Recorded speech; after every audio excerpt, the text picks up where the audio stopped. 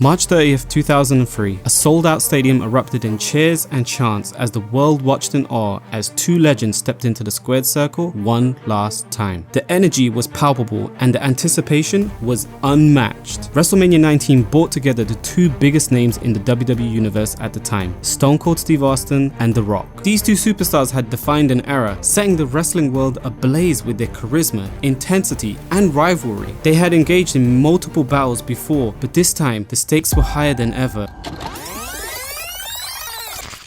The story of this epic rivalry begins with The Rock and Steve Austin initially not striking a chord with their audience during the first few years of their career. While Steve spent his initial years of his career in WCW, he was highly underrated. Regardless of how good he was in the ring, Steve was never seen as the guy that could take WCW to new heights. For the company, he was just a wrestler who switched factions until he was eventually released in 1995. And The Rock, on the other hand, had a football background and was a third-generation superstar. And when The Rock made his debut as Rocky Maivia in 1996, it didn't take long for the blue chipper to realize that fans were not in love with his persona at all. Being portrayed as a happy babyface all the time didn't really connect with the fans at the time. However, their identical drive for success, both wrestlers realized that they had to take things more seriously if they wanted to make it to the top of the mountain. So as time passed on, both The Rock and Steve Austin began working much more serious gimmicks for themselves as they were utilizing every opportunity that was presented to them. In Austin's case, after being released from WCW, Steve would join Paul Heyman in ECW for a short time, and he used this period to work on his promo skills and character work. After his time in ECW was up, Steve would come to WWE under the Ringmaster name. And while the reception of this gimmick wasn't strong either, Steve knew he would have to change things up if he wanted to be seen as a top guy. In his own words, the Ringmaster gimmick just wasn't marketable. Steve wanted to be portrayed as a tough SOB, so that's when he went to creative to ask for a change, and that's how he got his iconic name. That the Ringmaster didn't have staying power, didn't have legs, hard to merchandise the Ringmaster. I came up with the concept of just a cold-blooded, ruthless heel. And they came back with names like Fang McFrost, Otto Von Ruthless, and Ice Dagger. Temperature-based names. I was very frustrated. My wife at the time was from England. She made me a cup of hot tea. And she said, well, don't worry about it. You'll come up with something. Just go ahead and drink your tea before it gets stone cold. That's your name, Stone Cold Steve Austin. So it wasn't until the King of the Ring pay-per-view in 1996 that the Texas Rattlesnake was officially born. At the event, Steve Austin defeated Jake Roberts in the tournament's finals. It wasn't particularly the match that fans remember today, but it's what happened after that made Steve Austin a household name. Stone Cold would cut a promo in which he taunted the religious beliefs of Jake Roberts and uttered the famous words Austin 3:16 for the very first time. Talk about your Psalms, talk about John 3:16. Austin 3:16 says I just whipped your ass. Fans began to take Austin seriously from that moment on, and it was crystal clear who would be the top guy in the company for the years to come. On the flip side of the coin, the company saw that Rocky Maivia was a major flop and The Rock needed a change. So in August 1997, The Rock turned heel and joined the Nation of Domination stable, and quickly became the leader of the group. It was at this point that superstars began referring to him as The Rock, as he hated being called Rocky Maivia. So it was with the help of Pat Patterson he managed to get his name changed to the one we all know him by now. The birth story of The Rock is my original wrestling name was Rocky Maivia, which was a combination of my dad's first name and my grandfather's last name because both of them were pro wrestlers. And I hated the name. I hated it. The lineage I had gave me the opportunity to at least knock on the door. I wanted my own identity, I wanted my own space, so I was very proud to come from who I came from with my dad and my grandfather. A guy who was my father figure, Pat Patterson. He said, what do we call you, The Rock? He's a French guy, a tough French accent. I said, I love it. And he goes, okay, you're The Rock. So as weeks went by, The Rock became more popular with the fan base. Every week, The Rock would cut promos either in the ring or backstage using a sharp sense of humor to belittle his opponents and the fans. The company began to notice the hundreds and thousands of fans that would be on the edge of their seats to see The Rock appear on TV. So WWE wanted to capitalize on the momentum, and they didn't waste no time in pushing The Rock to the main event scene. Shut up, bitch!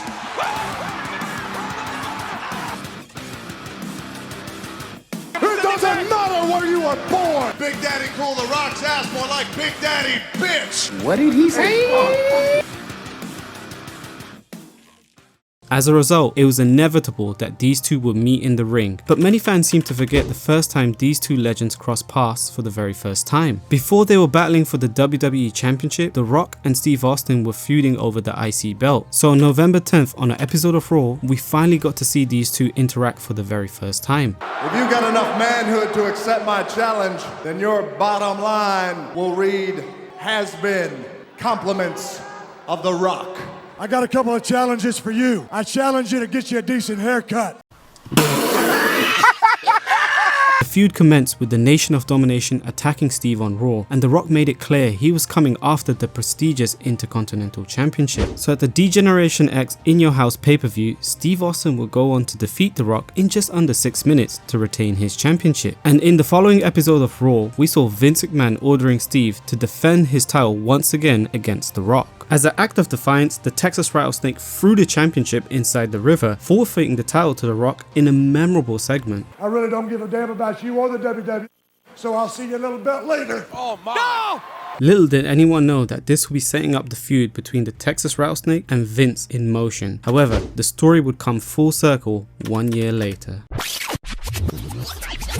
The rivalry between the Texas Rattlesnake and the evil boss himself is the stuff of legends on its own. However, the on-screen chemistry between Vince and Steve Austin was cherished by everyone. At the time, the storyline was regarding a defiant wrestler who went against his boss was unheard of. And things were just getting better and better for Stone Cold, considering this was the boom era of WWE. And also taking into account the all-time classic he had against Bret Hart at WrestleMania, Steve Austin at the top of the card made all the sense in the world. So as soon as Steve Austin won the WWE Championship from Shawn Michaels at WrestleMania 14, he continued to feud with the corporation. While The Rock was still in the IC picture, despite not being in the world title program, The Rock didn't show any signs of slowing down. With feuds with the likes of Triple H, The Rock's popularity continued to see an upwards trend to the point where he was turned face for good. It was clear The Rock wasn't going to remain in the shadows of Stone Cold Steve Austin. It's about to go down. With Steve Austin already in the main event scene, it was only a matter of time when The Rock would be inserted in the world title picture. At the annual event of the Survivor Series in 1998, The Rock joined hands with the evil faction, the Corporation, and defeated Mankind in a controversial manner to become the WWE Champion, turning heel in the process. And The Rock played the role perfectly, and at that year's Royal Rumble, the two would meet again in a now infamous I Quit match, where The Rock would go on to win, but not without some controversies, as he had Mankind handcuffed and then proceeded to hit him in the head 11 times with a steel chair. The scene was brutal, and with that, the stage was set, with Stone Cold being positioned as the #1 guy in the company and The Rock just behind him as #2. This had all the makings of a perfect face versus heel match. What also happened at the Royal Rumble event in 1999 was Mr. McMahon decided to enter the Royal Rumble match, and with the help of his allies and The Rock, he eliminated Stone Cold to win the whole thing.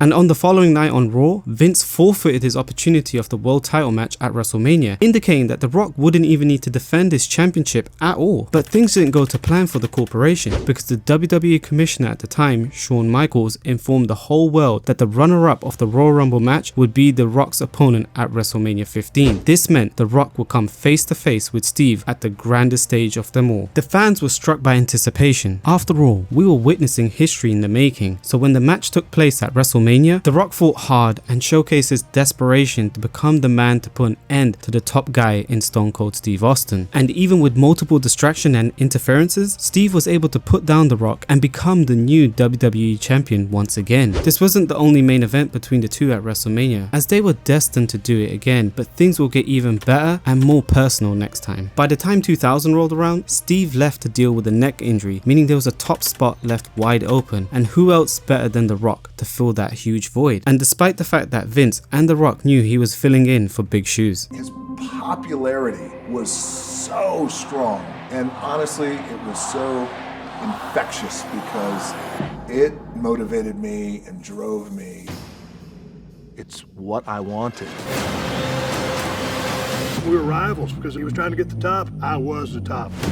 So with his relentless desire, The Rock used this opportunity to become the top guy the company needed at the time and prove he could be more than a superstar that was meant to drop the championship to Steve. During this period, The Rock would be turned face and end up feuding against the corporations. So by the early 2000s, The Rock was looking to become a world champion again. At that year's Backlash pay-per-view, The Rock faced Triple H in the main event and Steve Austin was scheduled to appear at the event. However, as the event progressed, it felt like Steve wasn't going to show up and you could see it in the fans' faces. And during the main event, when it looked like Triple H had the match won and just when all hope was lost, Steve Austin appeared.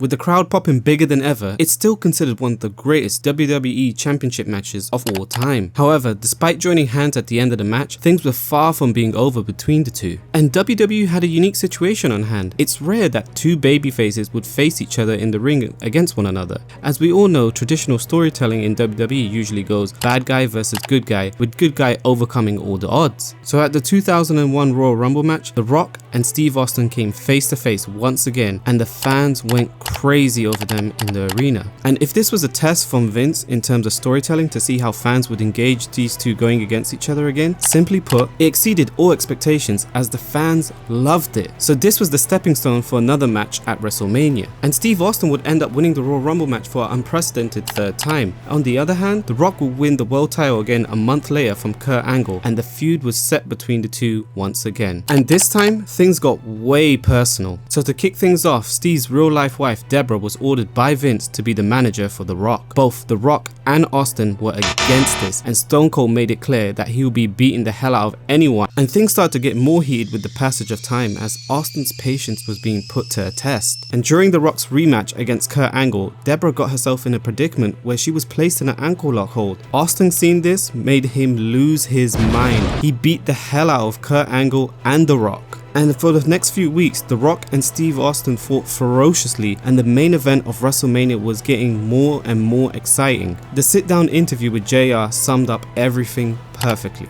I never asked for Deborah to be my manager, never wanted Deborah to be my manager. I'm supposed to be your manager, and I'm wrestling you for the World Wrestling Federation Championship at WrestleMania. Yeah, that's a problem. I don't like the tone in your voice when you mention my name or my wife. The fact is, Rock, you got the WWF title, and I want it. There can be only one. When the second main event between the two icons took place, things came full circle when Vince McMahon inserted himself into the match. And the Rattlesnake had a significant advantage in the home field as the no DQ main event commenced. The match started off with a fierce battle, with Austin dominating from beginning to end, and the focus of the match was Stone Cold's desperation and The Rock's resilience. And it was Austin who took the initiative by introducing the ring bell, which was later returned by The Rock. Then Mr. McMahon made his way towards the ring. Adding to the history with his feud with Austin, it seemed like the chairman was once again planning to betray and sabotage his longtime rival. However, there was a big twist when Mr. McMahon pulled The Rock off Stone Cold, and after a last-ditch low blow from Stone Cold to the Brahma Bull, Vince McMahon's true intention became evident when he struck The Rock with a chair. The fans were shocked as The Rock managed not only to kick out but also deliver an impactful rock bottom to Steve Austin and then went for the cover. And once again, Vince interfered during the pinfall attempt by getting involved, and this prompted the People's Champion to unleash his wrath upon Vince. But unfortunately, as he turned around, he got Stone Cold stunned. But nevertheless, The Rock displayed great perseverance as he kicked out yet again. With desperation reaching its peak for Austin at this point, he resorted using the chair against Rock,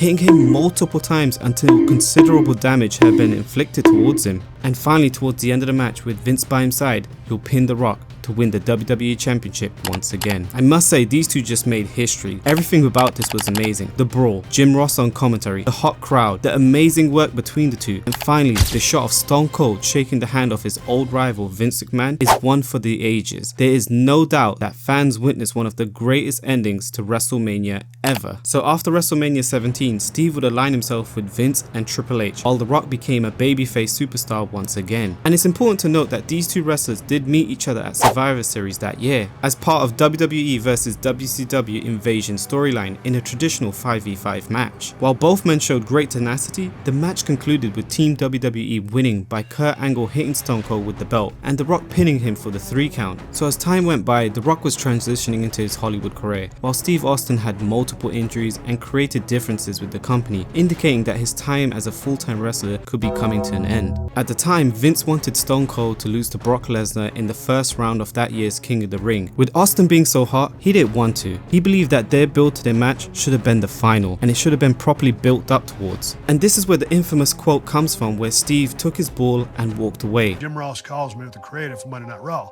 Tells me, long story short, that I'm doing a job for Brock Lesnar. I said, oh, really? I said, well, if that's going to be the case, I ain't going to be there. So sure enough, I woke up. I had 2 Bloody Marys. Got on an airplane, and I was flying back to San Antonio. And I was mad. It ain't about winning or losing. I'll let anybody beat me. As long as it's for a reason, it means something, and there's money behind it. And so I said, no, I ain't doing it. And I went home. It was over. I was done. And in regards to his injuries, he said it best himself how hard the decision was, as he felt as though he was being forced out. It's a hard business to get out of. I'm being forced out. That's just the way it is. Those are the cards I got dealt. I got a bunch of problems. So my biggest deal is tomorrow. I don't want to get hurt, but I keep rolling the dice, keep rolling the dice, keep rolling the dice. I don't want to get hurt, but I don't want to stink the joint out. Now the trilogy was set, but with Stone Cold having 2 victories over The Rock at WrestleMania, this amazing rivalry would have felt hollow had he not got a win over him. At this point, The Rock was more of an actor than a wrestler, and he was desperate to show that he could score victory. So at WrestleMania, in a typical showdown between the 2 competitors, both men engaged in back and forth exchanges, mirroring each other's moves. Whenever one wrestler used a finisher off the other thought it was necessary to do the same. And at the beginning of the match, Stone Cold unleashed a rapid series of attacks. However, as the battle progressed, Austin would tire, while The Rock would seize control. And just like their WrestleMania 17 encounter when Austin had to resort to desperate measures to secure victory, this bout presented a similar challenge. It will require 3 rock bombs to finally incapacitate Stone Cold and for The Rock to claim victory over his greatest rival. In a touching moment after the pinfall, The Rock will look away from the hard cam, shove the referee, and the two will share some words. We're both laying in the middle of the ring, and I sat up, and I remember I pushed the referee, Earl Hebner, away. He knew that I was going. He knew that I didn't want to go, and this was a hard decision for me to make. I lowered my head down to Steve's ear, and I said, I can't thank you enough for everything that you have done. And then I said, I love you. I remember just laying there in front of 70,000, man. Say, man, I love you too. That's what I'm talking about. This shit means something to me, man. To say the rivalry between these two is epic would just be an understatement. The Rock and Steve Austin are responsible for not only putting the company on the map, but also breaking viewership and attendance records. Heck, you can even argue that these guys took out WCW because of their epic rivalry. And at the time, WWE witnessed its highest TV ratings ever, and the house shows and pay-per-view attendance were at an all-time high. Pay-per-view buys were never the same after Steve Austin and Stone Cold called it a day. Despite the success John Cena achieved and his contributions to helping the company move ahead in the absence of the two legends, some still argue that WWE was never the same. There's a reason why people pop huge when Steve returns on TV. There's a reason why people are eager to see The Rock return to fight his cousin. There's a reason why these two are always in the conversation for the greatest professional wrestler of all time. And there's a reason why WWE became the global phenomenon it is today. If you like the video, guys, make sure to click the thumbs up and subscribe button. And if you want to see more wrestling documentaries, check out the one below that we did of WCW versus WWE.